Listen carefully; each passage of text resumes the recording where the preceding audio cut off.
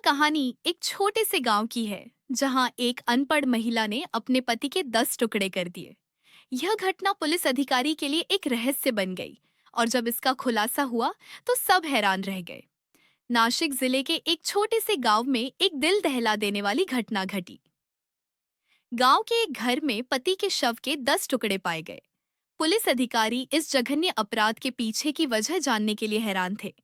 राधा, 32 वर्षीय अनपढ़ महिला भीमा, राधा का पति शराबी और हिंसक इंस्पेक्टर देशमुख, नासिक पुलिस अधिकारी सरपंच रमेश, गांव का मुखिया, गांव की महिला संगीता, राधा की पड़ोसी। राधा की शादी हुए 12 साल हो चुके थे। हर दिन उसके लिए एक सज्जा बन चुका था। भीमा, उसका पति, शराब पीकर घर लौटता और फिर शुरू होती गालियां, मारपीट और अमानवीयता। भीमा गुस्से में रोटी भी जला करती है। क्या इसी के लिए ब्याह किया था? मैंने कुछ नहीं किया भीमा, खाना ही बना रही थी। हर रात ऐसा ही होता। मोहल्ले वाले भी सुनते थे, लेकिन कोई कुछ नहीं कहता। राधा अनपढ़ थी, उसे कानून का नहीं, बस रोज की रोटी का ज्ञान था। लेकिन पीड़ा को महसूस करना किसी शिक्षा का मोहताज नहीं होता। एक दिन पड़ोसी संगीता ने उससे कहा, संगीता बहन, ऐसे जुल्म सहने से क्या फायदा? बोल पुलिस को। पुलिस मेरी बात क्यों मानेगी? मैं तो नाम भी नहीं लिख सकती। 3 जनवरी, रात के 11 बजे। भीमा ने ज्यादा पी रखी थी। उस रात वह कुछ ज्यादा ही हिंसक हो गया।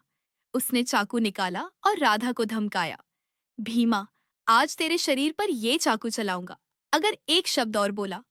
राधा ने पहली बार चुप रहने की बजाय प्रतिरोध किया। सालों का जला हुआ गुस्सा उस रात फूट पड़ा। लड़ाई झगड़े में राधा ने वहीं पास रखा मूसल उठाया और भीमा के सिर पर दे मारा। भीमा गिरा, खून बहा और थोड़ी ही देर में वह मर चुका था। राधा में 10 टुकड़े कर दिए। शव के राधा को नहीं पता था कि अब क्या करे। शरीर को छिपाना था, पर कैसे? उसने टेलीविजन में कभी सुना था, शव के टुकड़े कर दो तो पहचान नहीं होती। उसने कुल्हाड़ी उठाई और शव के 10 टुकड़े कर दिए। राधा अनपढ़ थी, मुझे नहीं पता था ये क्या कर रही हूँ, बस डर गई थी। अगली सुबह गांव वालों को खून की गंध आने लगी। संदेह हुआ, पुलिस बुलाई गई। ये क्या किया तुमने राधा?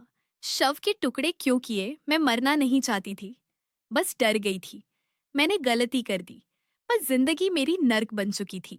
जांच में सामने आया, भीमा एक नरसंहारक पति था, जिसकी शिकायत गांव की कई महिलाओं ने अप्रत्यक्ष रूप से की थी।